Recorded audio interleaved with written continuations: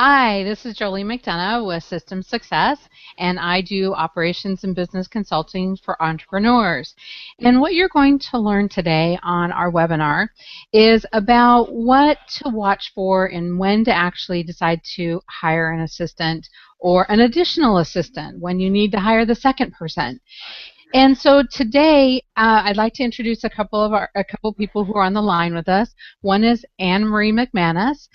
We've worked together for probably about 3 years. She's this amazing agent out of Augusta, Georgia, at Maybaum Realtors, and she's joining us as our guest. And then there's Frank. Frank from Viral Marketing. Hey, everybody. There he is, and he's great. He's going to facilitate our Q&A and just help us rock and roll along here and ask those great questions of both Ann Marie and I, so you get the most value out of this. So, Frank, I'll just turn it over to you. What would you like to know? Okay. Well, I guess kind of the whole reason we're holding this for everyone is, you get into real estate, or even you just start your own business and you're the jack of all trades and the master of none, they like to say. And at some point, the very first hire, which is very well taught, is you need to hire an executive assistant or an office manager or whatever it is to handle the administrative side of the business. You can kind of go out and start producing and bringing in the money, which is what the Rainmaker has to do. Right. So the question is, and the real whole premise for the Hangout is to have a discussion on, when is it the right time to hire someone, both from a personal development standpoint, from a financial standpoint, from a business standpoint. I mean, when do you know you're ready to hire somebody and commit to someone's livelihood and be able to pay them every 2 weeks when you're selling real estate? And that's what we like to get your knowledge from. And Ann Marie, that's where I want to get some of your success, because you worked with Jolie on the same challenges, right? Right. Mm-hmm. So it's a great question, Frank, and people do ask that. They say, okay, at what point in time do I need an assistant, or how can I tell? Because there's also inherently fears behind it, of financial fears, consistency, and also in the personal development. So the first thing that I look at is, are there things falling through the cracks? Are you not prospecting? Are you not going out and generating the business? Are you getting stuck in the files? Are you doing more administrative work?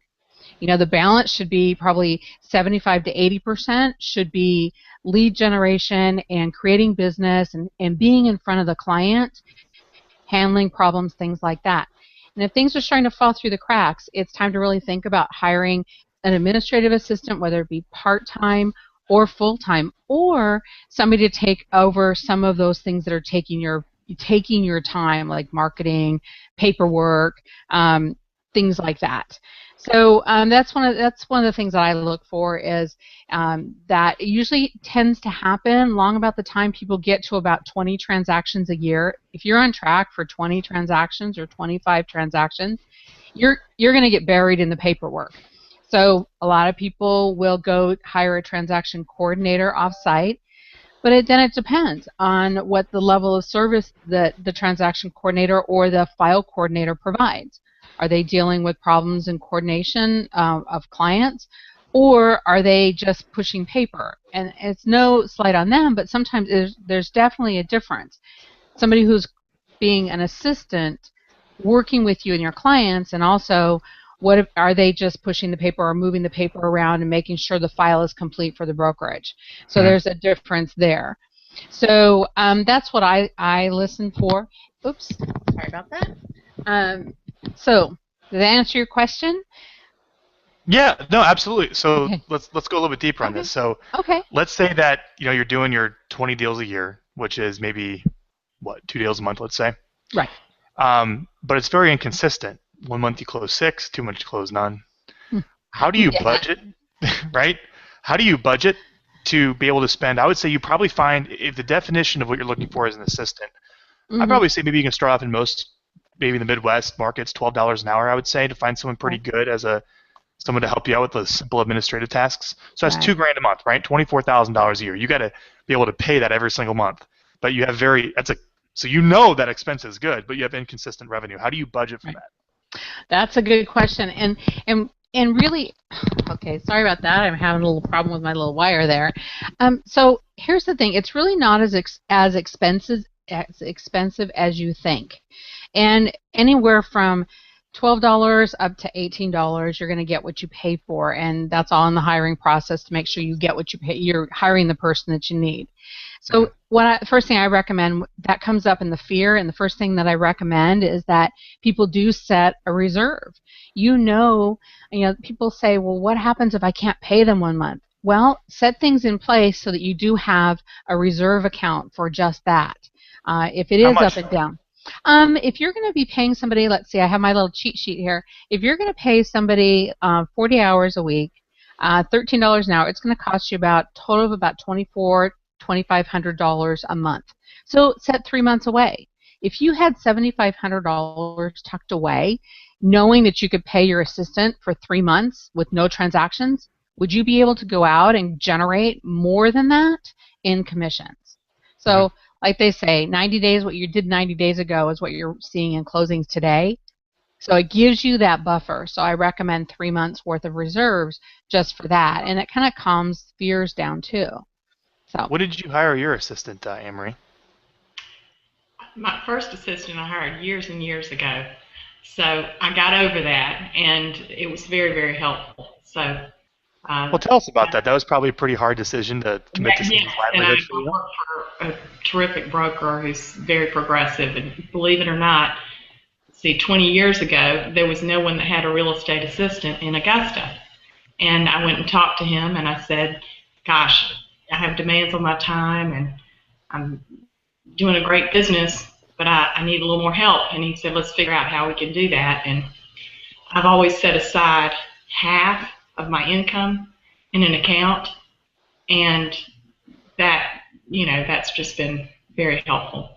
You set aside half of your commission checks into a separate account? That's great. That I know that I have a reserve. I was so scared in the beginning that one of the things that my company did for me was actually cut me 2 checks so that I didn't, I just put it in there. So the one that you spent, and the other one was they split your commission. Well, but that's also where I pay my taxes from. So, good. That's a small thing, but I think that's really powerful, and it's the little things that help you a great deal. Okay. So, Julian, I got an interesting question for you. I wrote down some for you here today. You always have interesting questions, Frank. Go ahead. So let's say that we intend to build a real estate team with our hire. Okay. So what I've been taught is that first hire is basically kind of not your executive assistant, but they really become your assistant executive. All right. So the idea would be is that you hire that one person, and then they hire everybody else. At least maybe let's say on the operations side. Okay. So you hire one person, and then that individual goes, and what you do is you slam them with all the work. So it's like, look, your job is to do everything except prospect, negotiate, lead follow-up, and present. I'm sorry, your job is to do all those things except those 4 things. Then you just throw all the work over to them, and then when they get too overwhelmed, their job is to go hire somebody else underneath them to go do all the rest of the work. So you only really talk to one person on your team. What are your thoughts on that? That's a great one. Good question. I just go right back to the personality. Is this going to be somebody who is going to take hold of that and take ownership of that? You definitely want to. I'd be careful saying throw everything at them. Yes, everything. Definitely everything. And yes, you'll pay a premium. Well, it's the difference between having an office manager that runs payroll and hires and fires versus hiring an assistant. Right. Okay. So yes, absolutely. If you're hiring that person and you're paying them well and they have the skills and abilities to do that, absolutely, that would be a great first hire.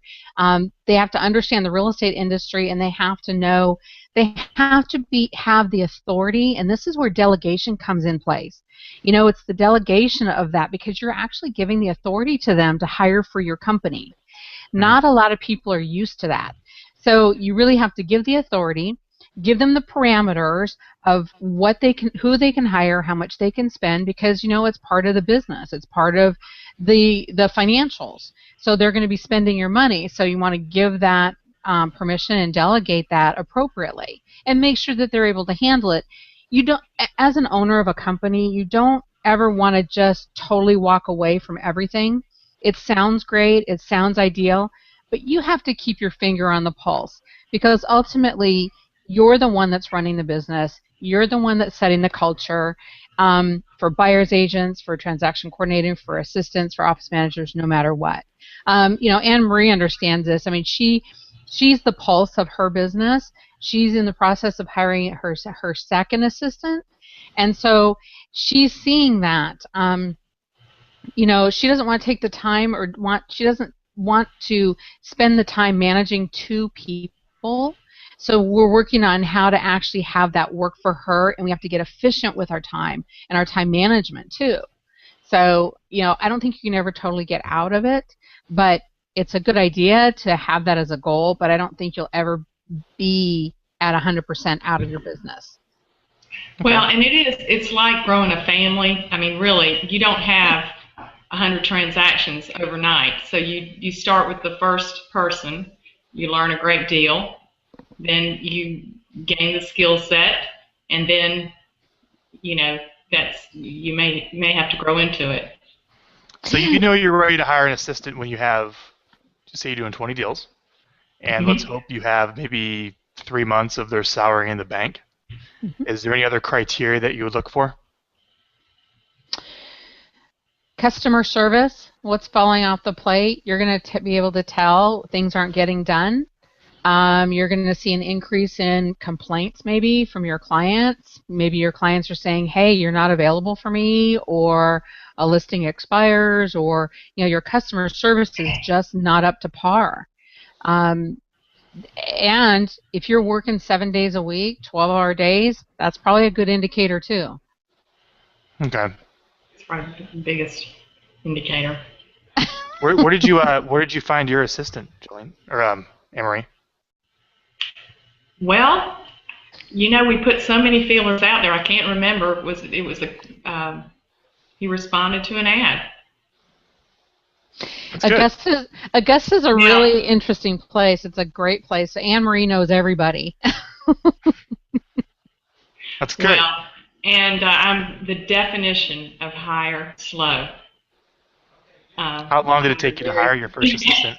I take my time, because the people that have, some of the people that I've worked with over the years, I've worked with for 7 years. Or my first assistant actually works in a different capacity for the company I'm with now. Mm-hmm. So that was 20 years ago. How long did it take you to hire him? Really, I would say that I had overanalyzed it to death, and it's taken a long time. And we're just making sure that it's the right fit. So it can take, Frank, anywhere. I've seen it can go 2 weeks, and it can go 3 months. I mean, I've worked with people where we've brought people in, and either it didn't work, or it's like, oh, wait a minute, this is different than what we thought they could do, or we just are really slow, and in a small market or a smaller market, there's not as many people to choose from, qualified people to choose from. I mean, real estate assistants, there's a specialty to that. There's a special experience to that. I mean, not everybody can go. You can't really take a corporate person and drop them into a real estate office. It's just very, very different. It's a different culture. And so we screen for that, as well as how are they going to handle the stress? How are they going to handle, the personality of the agent, who tends to be either a driver personality, or, very analytical, or very expressive. It's a matchmaking process. You don't find a mate on one date, so Sure. It can take a little bit of time. What are you looking for, like, in an ideal assistant? Is there any criteria you can give somebody of what to look for when they get those applications in, or the responses to their ads they put online? Well, here's what I'll say, and Ann Marie and I have seen this. You really have to read between the lines. You can't take just the resume. You have to ask some questions, and then you got to talk to the person. And you really have to talk to the person on 1, 2, 3 occasions, and then talk to their references. Find out what's really going on behind the scenes. Anymore now, if you look at resumes, you may see people hopping around, but they'll say they're hopping around, but it looks like they're hopping around, but they're not. It's our industry right now is that people, they get, especially like here in San Diego, or in California, we have people who have been laid off from escrow, title, mortgage. I mean, one little blip in the market and people are getting laid off. So some of the old school, or the old conversations about what you look for on a resume don't necessarily apply. I really think you have to talk to the person. I mean, Ann Marie, I've been screening them for Ann Marie, and then she does an interview. And she gets a sense. I mean, she's got a really good sense of, who this person is going to be and who's going to support her and what she's looking for. We put them through the recruit select process that KW teaches. Yes. And that's very interesting. I really like the idea of understanding someone's motivation and their achiever profile, and then understanding their intelligence on how well they can solve problems and the way they work through their mind to get to the solution. Sure. As you hear them articulate that, and also their behavior, which is kind of their AVA, they call it. We use intermetrics or something like that sort, and looking for those things. That's a whole other science. We can do maybe a whole series of webinars on those things. No kidding. Well, and Ann Marie and I, we go back to we use one that's called the Colby, because we both did strategic coach.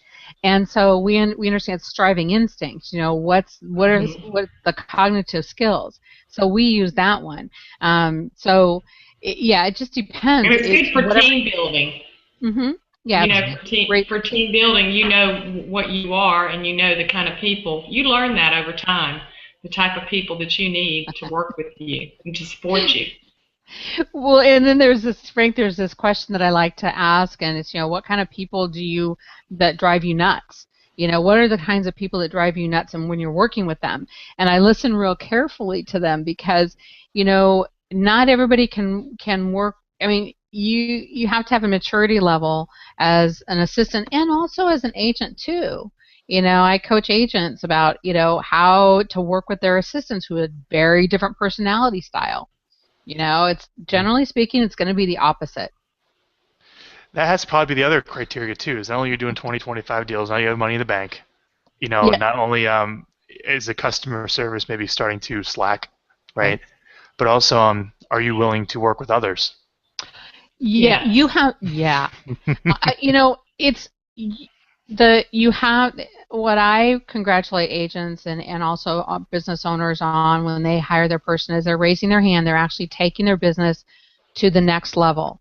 It's a growth and development for them as well, from one person to two people to three people, because they're not just going to be working for themselves. They have other people on their team that they're accountable to, accountable for, and that are accountable to them. And that is, like Ann Marie said, it's like a family. You don't get 5 kids all at once.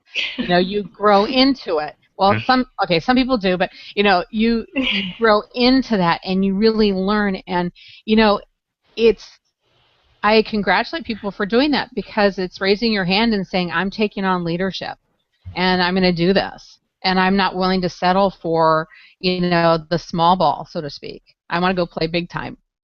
And many of us, it's because we just want to do what we're good at. That's why we have to surround ourselves with good people and people whose skills complement us.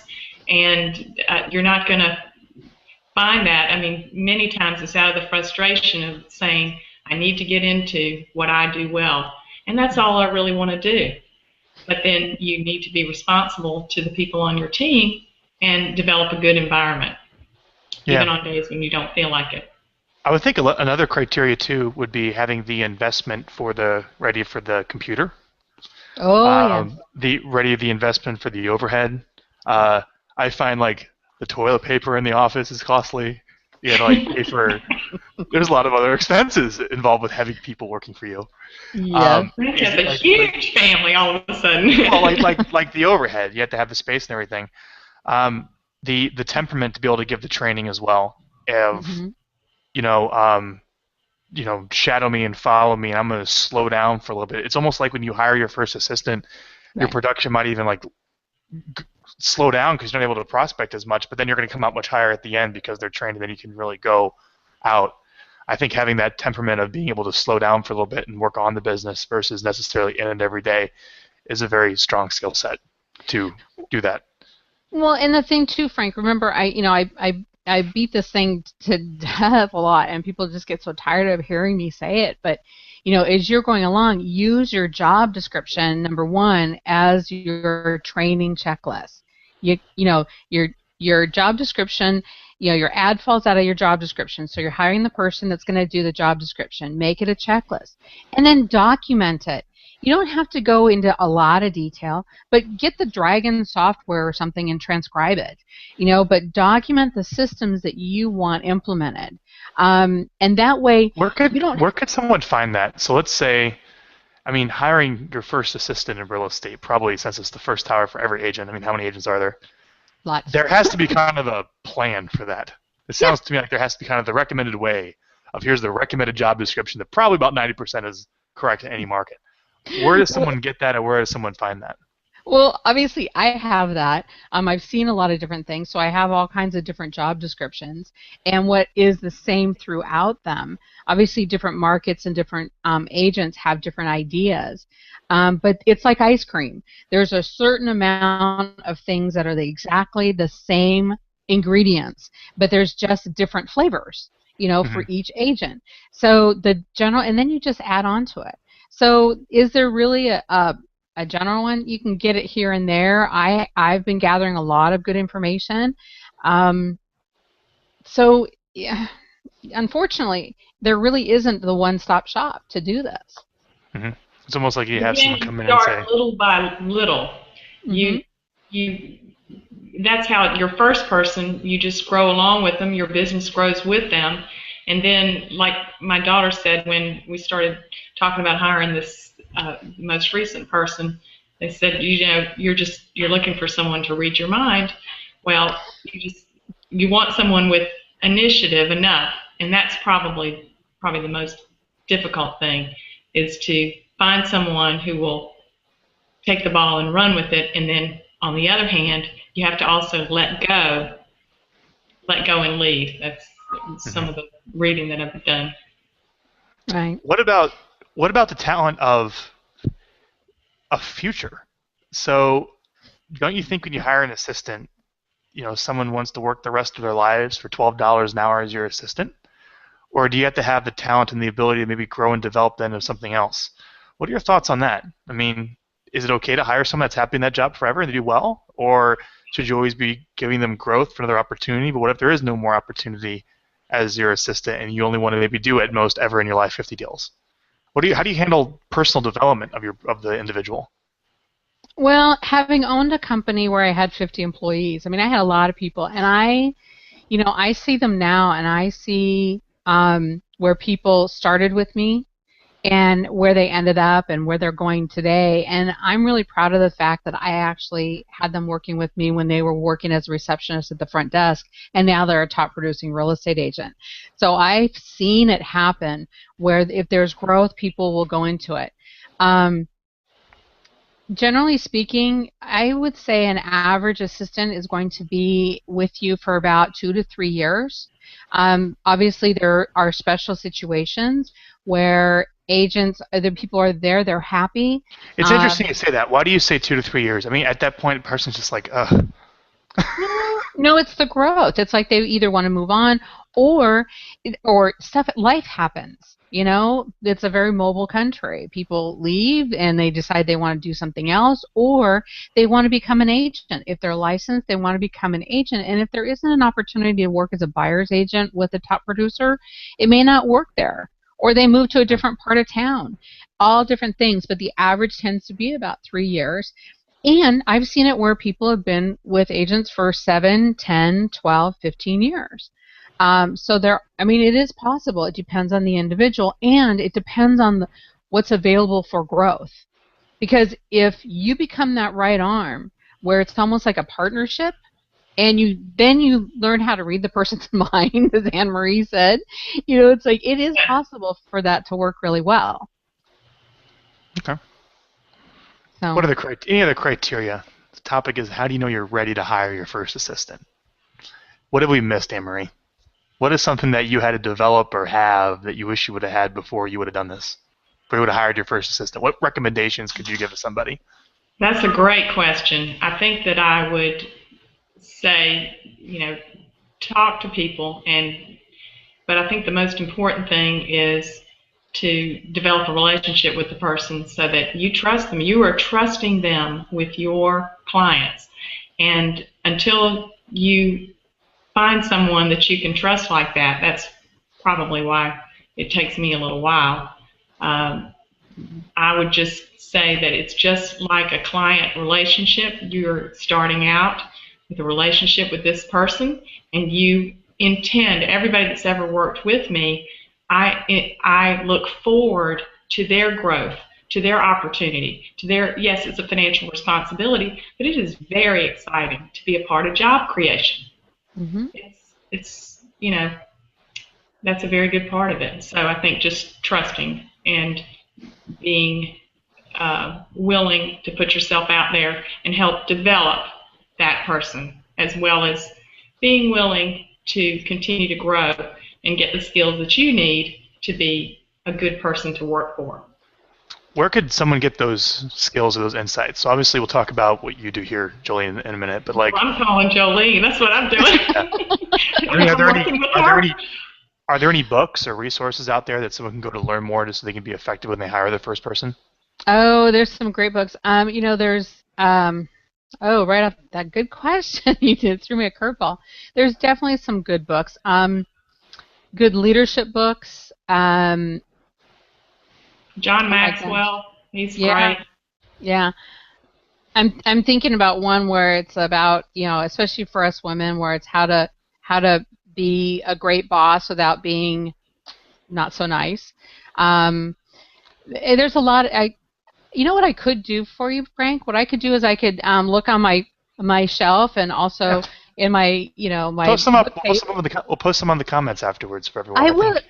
I will do that, because right off the top of my head, I know that there's some great books.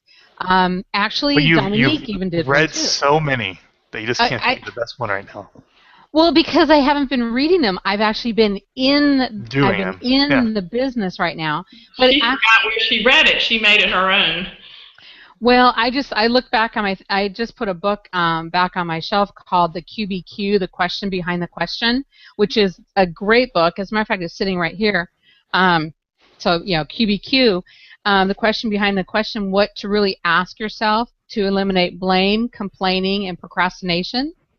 Oh, so this is a really good one. And then also, there's the books called, was it Fish? Was a great team building book, and and also Who Moved My Cheese?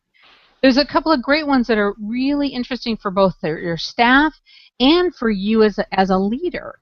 So it's not just your development, but what can you be reading together? I know the Who Moved My Cheese, when that first came out, I gave it to all of my employees when I had the company, and we all read it.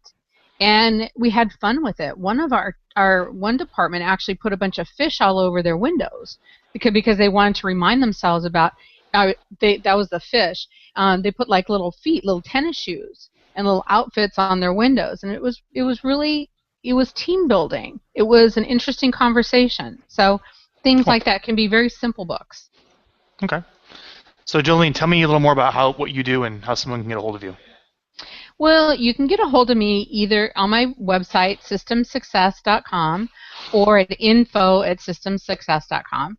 And what I do really is I help entrepreneurs and real estate agents, top producers, in the financial production analysis. I also help agents find people. I do hiring projects. I'm doing onboarding, a quick start onboarding program where we help the agent get their new assistant or their second assistant to 90 days. So they're onboarded to that 90-day evaluation period. And just also, I'm here to understand, here to listen. I've been there, done that, and I've seen a lot of things, and if I can help agents and entrepreneurs avoid some of the areas that I've tripped over or the potholes that I've stepped in, then I'm loving what I do. I love working with people like Ann Marie. She's great. She's like the ideal client. She's fabulous. Cool. All right. Well, that's Ann Marie. What if you could sum up kind of your experience with Jolene? What would you say? Okay, I would say that it's just helped me to have someone that I could talk to who's already been in the trenches. She's hired so many people. She knows the ins and outs, and she's a very good evaluator. She actually had come out to Augusta to see our operation and had evaluated it and put together a plan. We've actually been working along on that plan for over a year, maybe a year and a half, and this is the next step, is putting this next person in place. And she's been very patient and very skilled and an exceedingly good resource to me. So, I could highly recommend her. Oh, thank you so much.